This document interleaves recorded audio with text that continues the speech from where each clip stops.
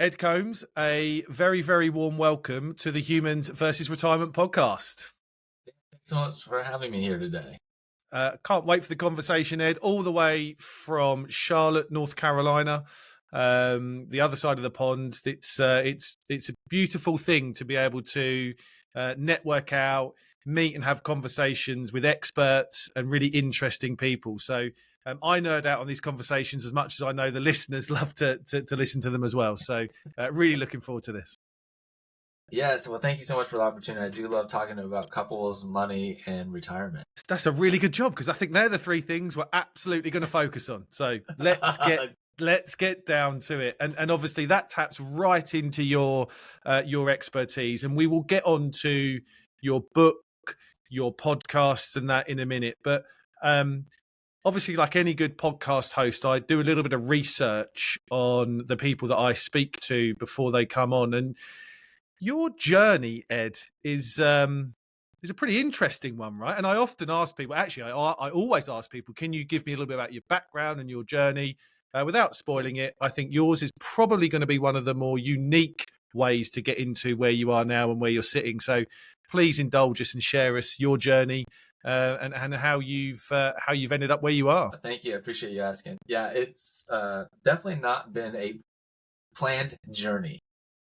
Right? You know, you would think listening to a financial planner coming on the podcast, like I have this grand vision for my life and how I got to being this financial planner that I am. No, it's been more of a walking forward, trusting I'll figure it out as I go kind of thing. So I started my professional life as a firefighter, and I wanted to help people. Some would say I had a little bit of a hero complex. I wanted to save the day, and who doesn't want to ride on a big red truck that goes driving down the road super fast? I did, at least. But the realities of working as a firefighter were not just about saving the day, but it was sitting around the firehouse listening to the guys talk about their lives and their wives and money. And some of them were pretty frustrated and pretty overwhelmed. And, I thought, well, shoot, I really don't want that to be my issue when I grow up. I don't want to have money conflicts. So how do I solve that problem?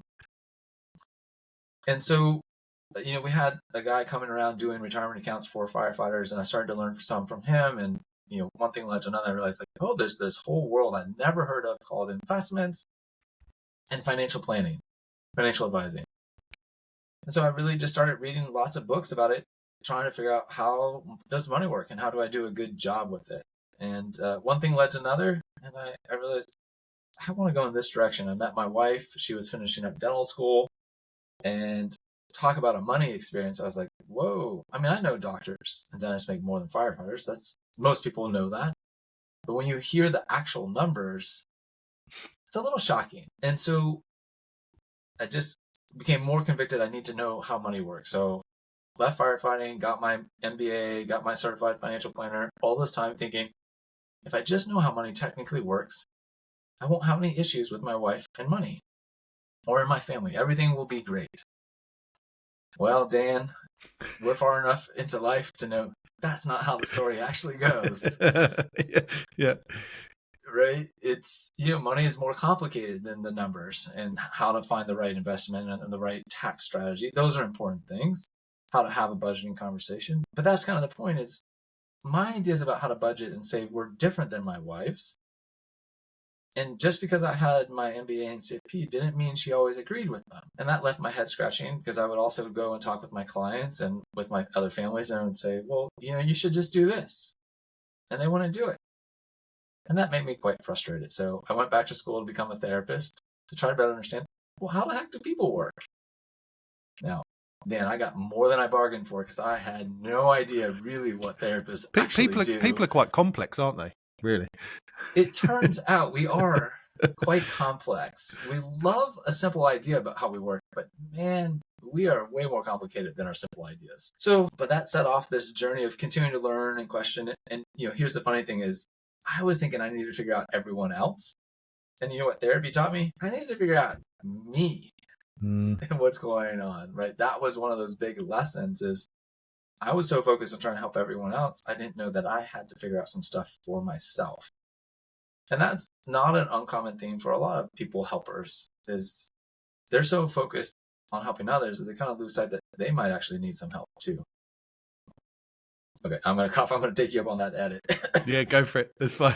I don't normally have that happen. So sorry. So we'll come back in. So it's been this kind of long unfolding journey. I keep trying to learn, keep trying to better understand. Along the way, I ultimately found this group called the Financial Therapy Association, which is a group of financial planners and therapists that are working together to say, these two professions are really important, but they don't really talk to each other. But they have a lot to offer each other. So how do we bring them together? And so I've spent the last about 10 years really studying, reading, researching, talking with these other professionals and saying, how do we bring these two worlds together to help people have a healthier, happier life with each other, with themselves, and with money? So yeah, it's been quite an incredible journey. Yeah, I think you've summarized it very well, but probably not done the roller coaster as much justice as you should have done with that, right? I would imagine it was a roller coaster journey that you went on to kind of get with, and that realization, right? Those wake up moments that you've probably had through that around, it's a money thing, right? So let's get the spreadsheet thing nailed. Oh my God, it's not about the spreadsheet. Let's get the human thing nailed. Oh my God, it's not about other people. It's about me. Let's get me sorted out, and then I can then I can do it. And I think it's a really interesting lesson for everybody, isn't it? It's that, put the put the oxygen mask on yourself first. I think, when in any walk of life, when we're trying to do things or help people or understand things, actually focusing inward is a really important place to start with. And I think I suppose as a segue actually into that, I mean, the line on your website I think is amazing. You're an expert in helping couples develop financial intimacy, helping to stop money fights and reconnect. And you're one of only 50 financial therapists in the US. Now, kind of when you start thinking about that, when we start thinking about couples, which is obviously your area of expertise, and we start thinking about retiring, I think too many people assume that the other person's thinking the same thing, and they don't actually look inwards, do they? They're not going, well, actually, let's kind of think about what I'm doing, and let's then have the conversations and understand what my partner, my spouse is thinking about, because they're really challenging, right? They're really challenging conversations. You must have come across that a hell of a lot. Every day, right? And whether it's the couple that's entering retirement, the couple that's 10, 15 years away from retirement, or it's the couple that's already entered into retirement, right? That point of retirement, just that concept alone is a very loaded concept. What does that mean? There's very few people that if you say the word retirement, they will not have some thoughts or associations connected with it. Now, what those are will be widely varied. And when we're talking with couples, the challenge is when my ideas about retirement and your ideas of retirement don't overlap like two circles, we've got to do some sorting out to figure out whose vision of retirement is going to be fulfilled. How are we going to balance when maybe very few couples where the circles are completely disconnected from each other. But like a Venn diagram, often there's some overlapping, but there's some that's different. And how couples navigate the shared interest and desires for the retirement and also the different, their own unique spins, that's where a lot of the friction starts to show up. I think that then your book, The Healthy Love and Money Way, and the podcast, The Healthy Love and Money Podcast that you've got, are kind of wonderful resources, and the links will be in the show notes for the book and the podcast. I think it kind of really kind of plays into this particular area, doesn't it? It's about, financial well-being and understanding that there's a health element. You can have an unhealthy relationship with money, which could lead to an unhealthy relationship with family and friends close to you that have a very different relationship or a different view on money. So it's a very interconnected world, isn't it? When we look at it from that perspective. Tell me a bit about the book, and tell me a bit about your, the journey you went on to write that, and what that really has kind of allowed you to do, and how the title of that book really impacts you and the work that you do. Wow, that's a great question. I appreciate you asking. And this will tie back to some of that career journey. Is sitting here telling you today a little bit about my career journey, it's kind of easy to make it sound as if it was this like smooth journey ride through. But yeah, it was definitely a roller coaster with some very high highs and some very low lows. And so the book came out of a period of time. I was in grad school for the third time. So I got my MBA, I got my master's in counseling, and then it was like, I met a mentor of mine. He said, "You're the future of financial therapy. I think you need to get a doctorate." And I had been kind of considering that. This is part of that personal story that shows up in my book is I have felt insecure in my marriage in relationship to my wife for most of the time. And I've been trying to rack my head around, well, why is that? What is this about for me? And how do I alleviate this pain in a productive way? And it's trying to find the most constructive ways to work through it. So let me see. Sorry, I want to focus back here. So the book is me trying to reconcile this quest of trying to understand myself and my own relationship with money. And by sharing my own struggles and foibles and hopes and aspirations, I hope to provide comfort and solace for others, to normalize the fact that very few of us have a consistently happy, healthy experience with money and the many associations with money. So it's not just the cash, but for me, part of what I'm alluding to is the social status. My wife is a dentist. I am not. So we go to a party. How do people respond to her versus me? And it was more early in the early years. They're like, "Oh, you're a doctor." There was this kind of excitement, this curiosity. Oh, you're a financial planner. Oh, you're a therapist. Look, let's be honest. Most of us put certain professions on a pedestal. And so she had the pedestal, I did not. And some listeners might say, well, that sounds like a jerk thing. Well, yeah, my brain was wired. She was making the lion's share of money. My value system says, great, women make more money than men. No problem. But my value system and my actual psychological functioning were not lining up. And so that's that money side. But there's also, those are some of the money lenses, but there's this relational expectation. This is what I write about in the book. And what came out of the third graduate degree is, psychologically speaking, why? What's going on there? And this really big field of study called attachment theory in psychology has been around for about 80 years. And there's massive textbooks written on this subject alone. But what we're really, in essence, looking at in attachment theory is, how do our earliest caregiving relationships set a relationship map in our mind and relationship expectations? And when you boil down this complex, long study of human interaction and attachment bonding, you end up with people falling broadly in one of four categories: secure, anxious, avoidant, or disorganized. Now, what does that mean is, I feel generally secure in relationships. That means I have a generally positive view of myself and a generally positive view of other people, especially my intimate partner. When things get difficult, I have a sense that they'll be there with me. When things are good, I have a sense that they'll celebrate with me. And if they don't, I trust that we'll work it out. If I have an anxious attachment, I generally have a positive view of others and a less positive view of myself. I'm more likely to be concerned that things may not work out in our relationship. And so I'm going to do things like being a people pleaser, or not stating my own needs, or working really hard to get you to be happy with me. Right? I may not tell you about something I'm doing with my spending because I don't want you to disapprove me. I'm afraid of being rejected. If we go on the other end of this, the avoidant side is, I have a more positive view of myself, but I don't really trust that other people can be there for me. They can know me. They can understand my needs. They can meet my needs. They won't be there when I'm happy, and they may not be there when I'm sad. And those that are in the disorganized category have very mixed relational experiences, the hot and cold. Sometimes I had people there with me to support me, but maybe they were over involved, too supportive.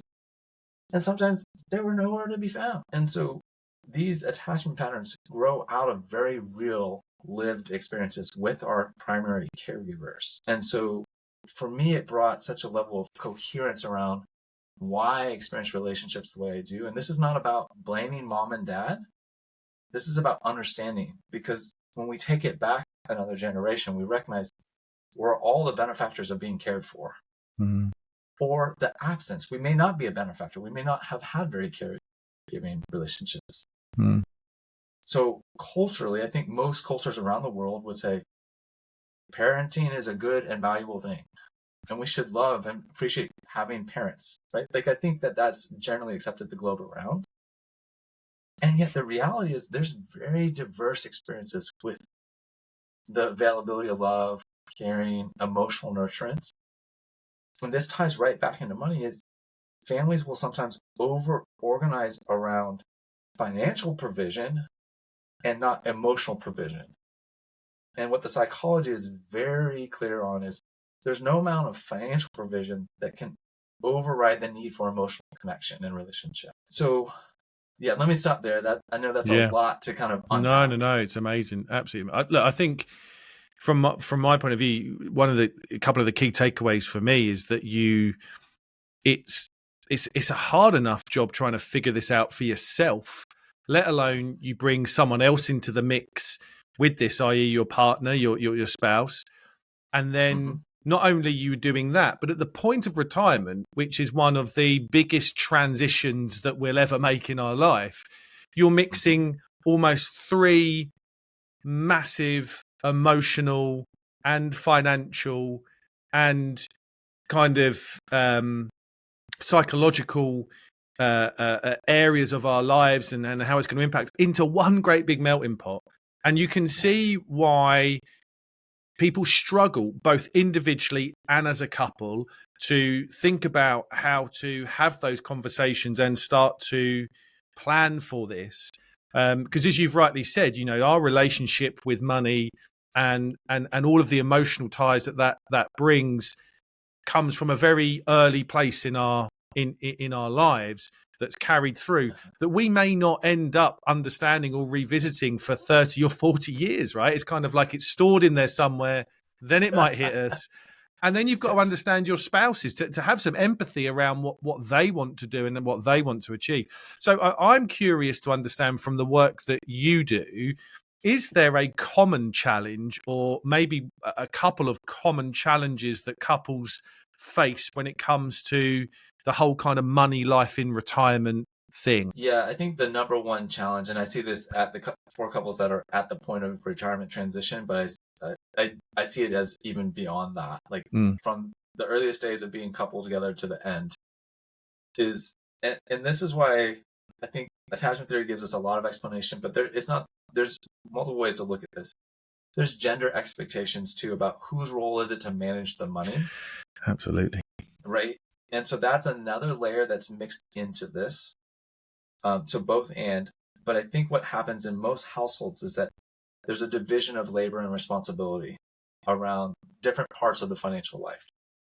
So you may have one partner that's responsible for the spending for the household needs, while the other partner actually pays the bills. And then maybe the person that pays the bill also is responsible for the retirement planning, but maybe they're not. Maybe the person responsible for the retirement long-term planning is only responsible for that, but they're not responsible for paying the day in and day out, week in and week out months and the spending. Mostly, I mean, the long-term planner probably spends some money, but they're not doing the lion's share of that. And so you get this disjointed, unbalanced development of how these things relate to each other. And so as you go through that retirement transition, you're trying to figure out how much money do we have to spend now? How much money do we have to spend in 5 years, in 10 years, in 15 years? And we're not planning to work anymore. So how do we take whatever we've been able to accumulate and translate that into income? And does that translate into the same level of income and standard of living that we've grown accustomed to? If we haven't been able to save in the way that we need it, how do we have that conversation with our partner about here's what we can actually spend? And this comes back around to like, what's the quality of the relationship between the two partners? And if they've never done the work of working on their own relational insecurities and finding healing and relational connection, they're not going to do it together. So the concept of financial intimacy is what I use to try to start bringing couples together is to say, all of your financial life is yours together. It's a shared responsibility. Now, you may have the long-term planner, but you are responsible for understanding it to some degree.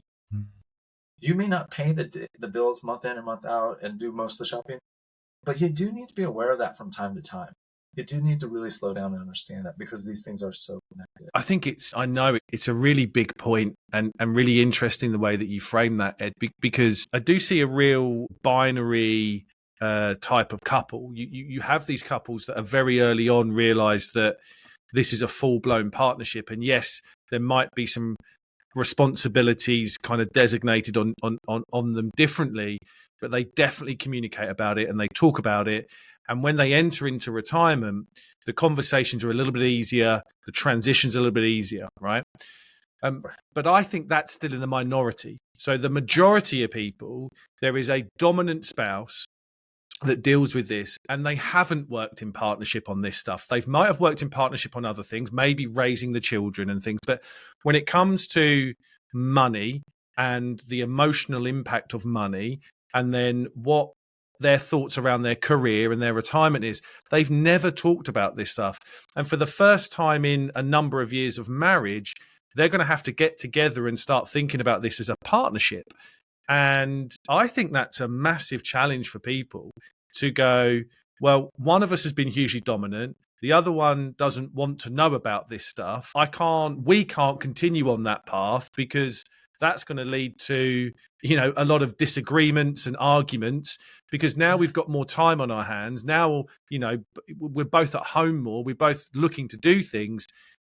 That must be so damaging to some people's relationships if they haven't had those conversations a lot earlier than what they expect them to do. My tip is not to wait until the year you're thinking about retiring to start these conversations, right? Yes, absolutely. And I hope it's okay to share this on your podcast. Can I make a connection to the world of sex therapy and what they know from that field? Is that okay?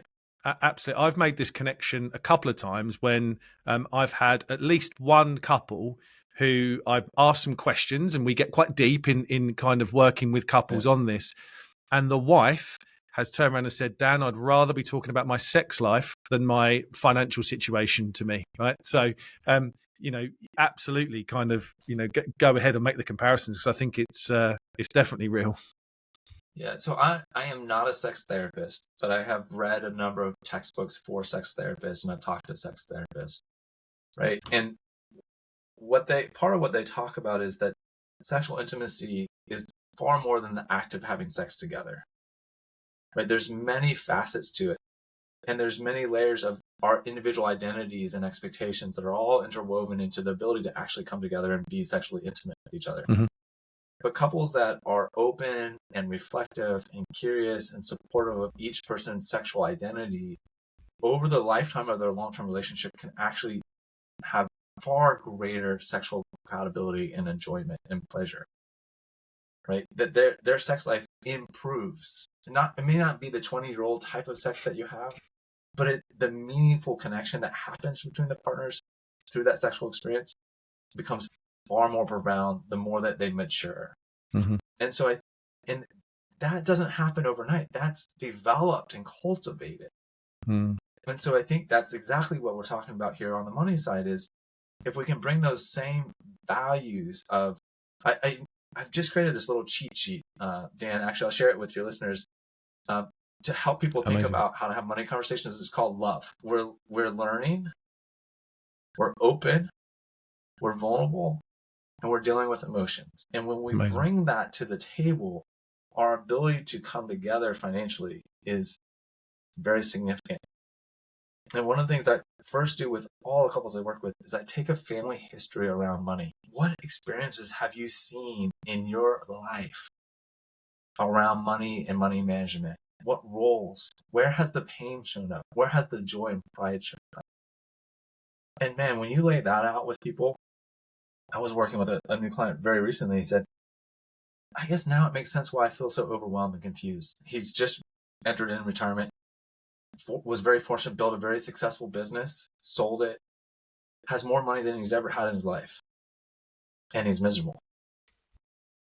His wife has been anticipating this day for a long time and is ready to travel and enjoy this money. And then she sees him on the trip, kind of like a bump on the log. And because he hasn't really come to terms with the money messages he got from his family. She's not really sure how to work with the fact that he had these very harsh, critical money messages from his childhood. But she wants the reward and benefit of him not being available for the last 30 years while he was busy building this business. And so that's that other piece is if you build the wealth over your lifetime and career, but you're not building the emotional intimacy and connection, that transition in retirement is going to be a very rough ride. Contrast that with, I have some couples I'm working with right now. They've been fostering emotional connection and understanding each other for a couple of decades. And they come to me and their finances are not so strong. But man, working with them is a blast. Yeah. Because they leverage their emotional relational trust and connection to build energy towards the financial momentum.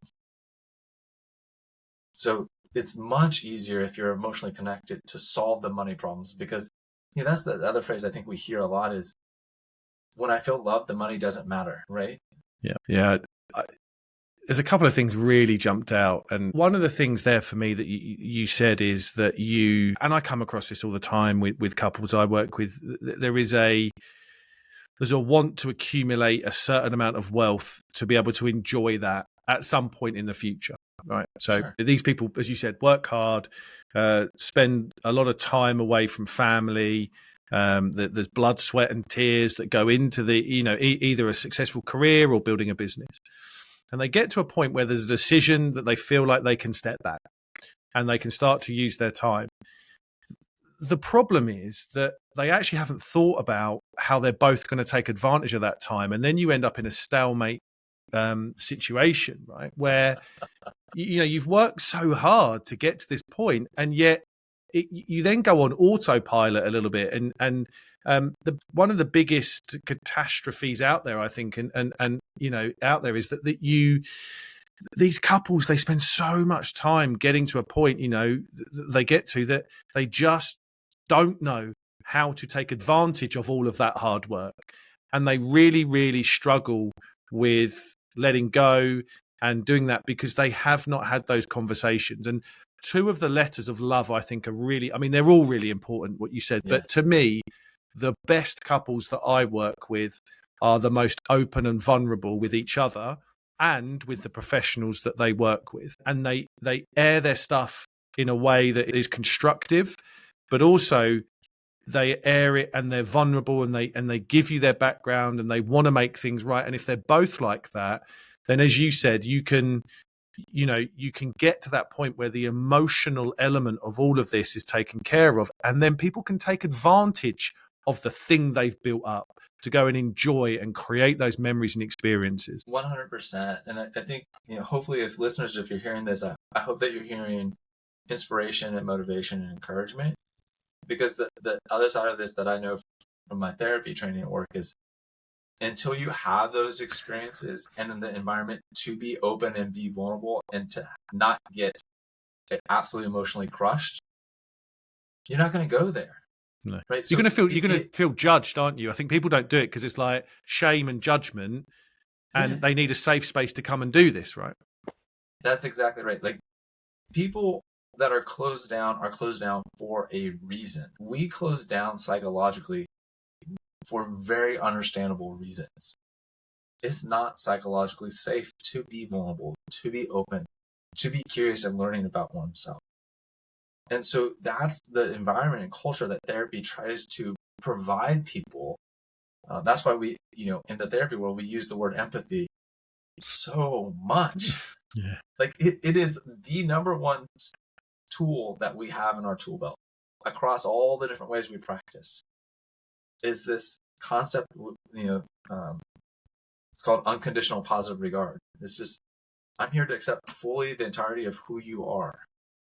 And, I'm still human. I still become judgmental outside, not in the therapy room, but, I'm driving down the street this morning. Heck, I was in my local coffee shop and this one was taking a long time backing in. And, I went into my judgmental brain. I was like, who are you? Why are you taking so long? I can't believe this. Right. But, so I'm still a human. Like I haven't completely arrived in some Shangri-La where I never judge people. But when we create a space and we hold space for non-judgment and curiosity, it allows people to know themselves more fully. And it is a rewarding feeling to feel that sense of safety of being known and to sharing it. It can feel scary as hell too initially. Mm. I mean, look, what was I saying in the beginning? As a firefighter, I learned not to show any vulnerability. Right? One of the stickers on the guy's on the back of his truck had in very aggressive letters, "No fear." Yeah, Right? Which, absolutely. maybe is a good thing as a firefighter. I would argue you probably need healthy fear, like, Yeah. right, because of what that can do to you running into a burning building. And so that's really part of why E is part of the love thing too, is the science of emotions is so incredible. Mm. I know many people won't have the years to study all the science of the emotions, but our emotional system is absolutely spectacular, and it's such an essential part of being human. And so we just want to honor the full suite of emotions that all of us have as humans. Do you think that, and this is just opinion of mine that isn't backed up in any type of doctorate or research, but this is kind of this is real world conversations. Yeah. This is not about, and for anyone listening here, in my opinion, this is not about changing who you are. This is more about understanding who you are and understanding who your partner is. And I think understanding is often more transformational than change, if that makes sense. So I think people have this fear, right, of going, right, I'm going into do financial therapy, financial planning, and I've got to change my views on spending. I've got to change my views on this. I've got to change my views on that. But actually, the biggest transformations I see is when they just understand. And you use the word empathy, right? So just understand and empathize doesn't mean that you have to do full 360 turns on views or you have to change the kind of the outlook on some things. But understanding is a big part of how couples can navigate retirement, in my opinion. I don't know whether you feel the same, and you can disagree. Yeah, well, maybe I would have an and disagreement. I think it's understanding and change are actually very deeply interrelated. But I think that some of the fear, my sense is that fear of being changed is changed into the person you don't want to become. Absolutely. And there's a lot of that happens in the general society and family.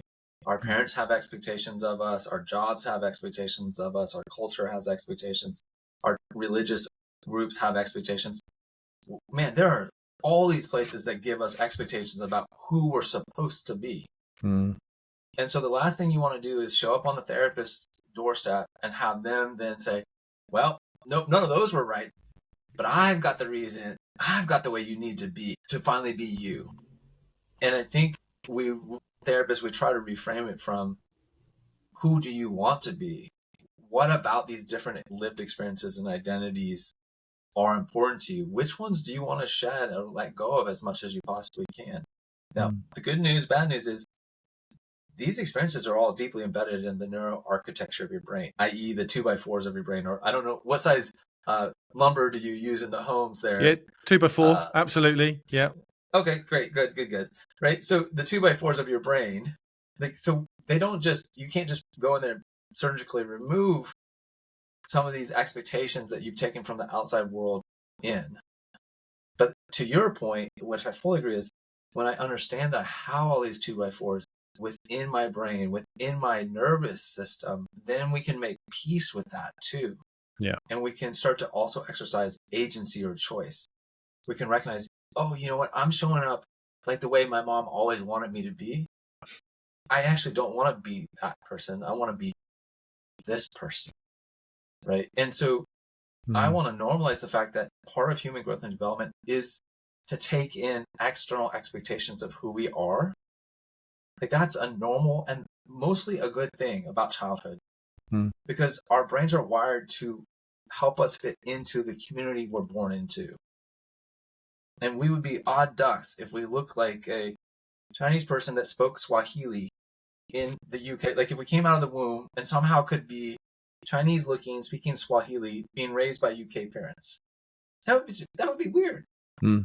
No, you got to show up and you got to have the skin color and take on the tone and the taste and the music and to belong to this community. And belonging is an essential need of human well-being. But when those definitions of what it means to belong become too constrictive, that's when we experience the psychological distress. Mm. So there's this tension between being able to accept and take on whatever we've learned about who we're supposed to be, and then in adulthood, defining who we actually want to be. And culture plays a large role in that. I think this is, a huge value of kind of Western cultures, by and large, is, hey, you get to decide who you want to be. Yeah. Well, yes, to some extent, but culture is always going to shape to some degree who we are and who we think we're supposed to be. Inescapable. Yeah. No, I absolutely agree. Absolutely. I want to shift the conversation onto a really favorite topic of mine, and that is spending money. I love that topic too. Dan, yeah. Take us there. I love the topic. So, I believe one of the biggest things that I and we do for our clients in retirement is help them feel free to spend money, to create memories and experiences. I think most human beings struggle, and I think the many years of being in accumulation mode and kind of earning and saving is a very, very challenging thing to turn the corner and now go, I'm now drawing on this money and I've got to now take it down, and if it starts going down, and it's okay. It's a very challenging bit. But I think if we add in all of these all the conversations we had previously, and we say that spending money in retirement is often approached from a spreadsheet angle, but it's probably one of the more deepest psychological challenges that people have. How can couples approach that delicate subject of both overspending and underspending? Because that can come from the childhood element of things, how we view our parents and our grandparents. And I think some of the challenges I see is that there's real conflict in someone wants to go and spend and be a little bit frivolous with their money, and the other person is very, very cautious. That's a huge challenge that many couples have to get over in order to have a fulfilling retirement. Yeah, I think one way that I like to frame it with my couples is that you're two actors on the screen of life, and you've learned to play a role. Your responsibility in this relationship is to be the concerned one about money, and your role is to be the one that's a bit carefree about it. I was talking with a couple last night about this, and I had my hands like on a teeter-totter scale, and I said, for you, I'm trying to bring you up into caring about money a little bit more and being conscientious. And for the other, I'm trying to bring you down a little bit. But, this is, my brain goes to this is sometimes like a high stakes negotiation. Yeah. Because it's about trust. Because it's like, if I'm going to let go of being worried about spending money, but you don't pick up some concern, then we're in trouble. But if you don't change and I change, we could end up in trouble depending on degrees of severity. This is one of the most tragic cases that I worked with. Was a couple that was in about their mid-50s and had gone and seen a pastoral counselor that said they used the gender religion-based script and said, he's the head of the household. He should be responsible for managing the money. He was a spender. He had not developed a capacity for restraining spending. They got that advice 20 years earlier. So now they're into their mid-50s and they don't have much to show for it. And she's pissed, understandably. Yeah. Right. So this is why if you received advice that you should do money a particular way because of who you are, whatever those identities are, but it doesn't fit with the way you actually do money, we need to renegotiate that. And it's experiments in trust to move that needle. That's on the practical level. Sometimes we have to go deep into those childhood memories and restart working with those early experiences that we learned. Our bodies literally became conditioned to be fearful around money, to be hyper vigilant in monitoring it. I watch people's bodies more than anything else when I'm talking about money. Because here's the thing, when we understand human growth and development, we understand money in our body before we even understand what money is as a concept. What do I mean by that? How many kids go through the grocery store with their parents? How many kids are in their family's home as the parents fight over money? How many babies are in the house listening to mom and dad scream about money? or stonewall and get silent when the topic of money comes up. Baby's cognitive abilities not developed at all. Their nervous system is, though, and the baby's nervous system is very sensitive to what's happening in the environment. Oh, baby grows a little bit more and has more of the emotional awareness. Now it's a toddler and it's asking for a piece of candy at the store, or it's bickering with its brother or sister. Right? So we understand money first from a nervous system level, then from an emotional level. And, I have 6 and 7-year-old boys right now, and I'm starting to talk to them about money. And do you know how much they understand? Not a lot, because they're still learning how to look at numbers written down and say, oh, that's 10, Dad. Oh, that's 20. Do they understand the difference between 10 and 100 and how much effort it takes to make $10 versus 100? No. But do they ask me the question, is that a lot of money? Because they have no frame of reference. Mm-hmm. And so this is what creates so many opportunities for internal confusion about the role of money for all of us humans. One of the things that you said, which I think is really interesting, is this, and you mentioned it earlier on, and you kind of touched on it just there about this balance thing, right? So you use the teeter-totter, and I think balance is important because there is 3 challenges, I think, when it comes to this spending money. The challenge that both of you are spenders, it could be massive. That's a real challenge. Yes, absolutely, right. And the challenge that both of you are cautious and underspenders is going to be huge. And then the challenge that you're opposites, right? So this is all about balance when it comes to going, well, if you're both overspenders, there's some kind of balance need to be done together and some realization together, so you can work together on this, on the same kind of framework, maybe. The balance of underspending and what that means. And so I suppose what I'm trying to say here is that no matter what your psychological, emotional, and the personality ties to this stuff needs a conversation. Whether you're both the same or both different, this thing needs a conversation, because all 3 of those avenues are as challenging for different reasons as any of them. Yes, and I would love to build on that, because I think listeners, just stop for a minute, like rewind if you need to for a minute and hear what Dan just laid out, and now identify which type of couple are we. Are we the same in both being hyper focused on saving? Are we the same on both not really paying a whole lot of attention and just hoping for the best? Or are we, one person is hyper focused on paying attention and another person has their head in the clouds? And I don't say that with judgment. It probably sounded judgmental, so I'm sorry if that's what came across. I don't even mean it. I am that guy that, and Dan, in my adult life, see, this is part of what happens on our money journey too, is in my young adult life, I was the guy that was paying attention to all the things. I was going to learn all the things. Remember how much reading I said I did? Yeah. All I did was read about money. And then when everything that I wanted to translate to my wife was not landing, I threw my hands up in the air and said, the hell with it. And so I was like, fine, you do it. You take care of it. I don't want to be responsible for it. And I kind of, let's be honest, I collapsed. I just was like, I'm done with it. I'm just going to do what I'm going to do, and I'm not going to worry about it because I can't seem to shape or influence the outcome. This is what happens for us as humans in a very real way. And so both of those polarities are that. They're polarities. They're reactions to certain realities, present and past. But there's and this is I'm borrowing this from affect regulation theory. Dan Siegel, I'm going down a nerdy road here, but if people look up the window of tolerance, it's a concept from the field of interpersonal neurobiology, and it talks about our nervous system and regulation. But I think it brings a really important way of thinking about what we're talking about with money too, is there's over focus on money, there's under focus on money, right? Which these are the extremes that you laid out, Dan. There's also this middle window of optimal functioning.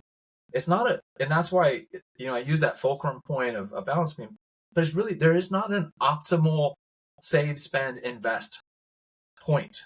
It does not exist. Absolutely. Yeah. And even if you could find it for one point in time, it's going to change at a different point in time. So conceptually, if we can bring our minds to there's a window of balance between spending and saving and investing, right? And that's the vision, at least from my standpoint, for so many couples, that if you can practice that balance of living your life today and planning for the future, and this is why I love financial planning, is we can help people with the math so that they can have a sense of, if this is the life you want to have in the future, this is how much you need to accumulate. But if you're saying this is also important to you, here's how you can balance those two things. Right? And that's what we're trying to bring from this financial planning perspective, is how can we help you live today and in the future? How can we help you see that? And as humans, we're not really good at doing that. Like, we're just not wired to do that very effectively. No. I mean, I can't do it on my own. I have to have math and software to help me orient that. So, like, this is no bad on any of us as humans. Like, we all need some help. I love a model that you put together, and as we kind of just wind this, it's been such a wonderful conversation, and there's one point I want to end on in the next minute or so, but and to kind of bring that point to life. We've talked about a little bit about kind of spreadsheets, right? We know it's not a spreadsheet thing, and one of my central philosophies or thesis, and I've got a drawing that says this, but retirement is more of a human problem than a maths problem, right? That's something that's fundamental to this. But if we want to put an equation on this, you've got one that I come across on your website, which I think is brilliant. This kind of equation of financial planning plus financial therapy plus couples counselling equals healthy love and money. So I love that, and I wanted to say it because I think it's a really cool triangle to think about. Because, if we are entering into this phase of life, there is, there is the desire maybe, but also there are people out there that can absolutely help you across the spectrums of, number crunching and emotional aspect of money, as well as bringing you more closely together as a couple, and I think that equation is phenomenal. And that leads me on to my last question, really, for you, and we've talked about this a lot, right? But just if you can summarize it for me, Ed, and I know this might be challenging, but how can financial therapy help couples live that happy, fulfilling retirement? Yeah, I think the simplest way to think about it is it can create that safe, vulnerable place to have new experiences with each other, right? So couples often know we've got to do this differently, but we feel uncomfortable to try doing it differently, because when we do it on our own, we step on each other's toes and we get upset. So the thing I hear most from my clients, and Dan, I imagine you hear these from your clients, is you make it safe for us to talk about this. Absolutely. Right? And when they get that experience of safely talking about it, that doesn't just stay in the office. That can go back home with them, because our brains are experience-based. And so if we can give their brains a safe place to experience a new way of talking with each other about money, with repetition, that will have a real impact, right? And so it may not be that first time you meet with a financial planner or with a therapist, but if you trust that professional and you know that that's a safe place that you're going to go and talk about money together, over time, you can generalize that back into you doing it on your own. What a way to end. I absolutely love that. You said about rewinding the thing, the episode a couple of minutes ago. I think that's a rewind moment there, right? So rewind it. There's a button. There's a lovely button that you can hit. Go back 30 seconds. You don't have to rewind it. Right. And we're showing our age, Dan. Exactly. Yeah. Press the rewind button. Hit pause. Hit the So do that, because I think it's amazing. Ed, I will put links to your book, your website, which has got wonderful blogs on it written all about these subjects and more, and to the podcast for people to make sure they start to consume the stuff that you put out, because I think it's so important and so vital. So thank you for making that change from a firefighter, and thank you for the journey that you've been on, because it's kind of put you in the place that you're doing amazing work for these people. And I really want to thank you for taking time out of your mid-afternoon to come and have a chat with me on this. It's been so enlightening.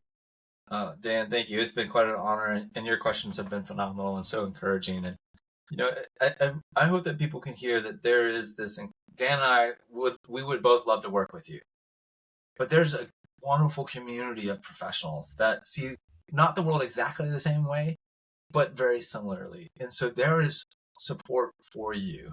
So just take the time to reach out to Dan, to me, or or ask us, hey, do you know someone that can help us? Because we want couples to enjoy their life. Exactly that. Could not agree more.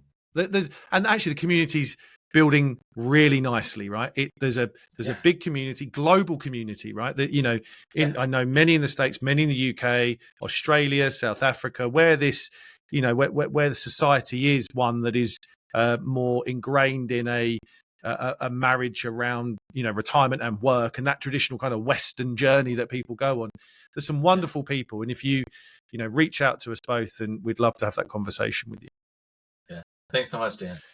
Thank you, Ed. And that just leaves me to thank everybody once again for listening in to the Humans versus Retirement podcast. As always, it's been an absolute pleasure. And until next time, take care.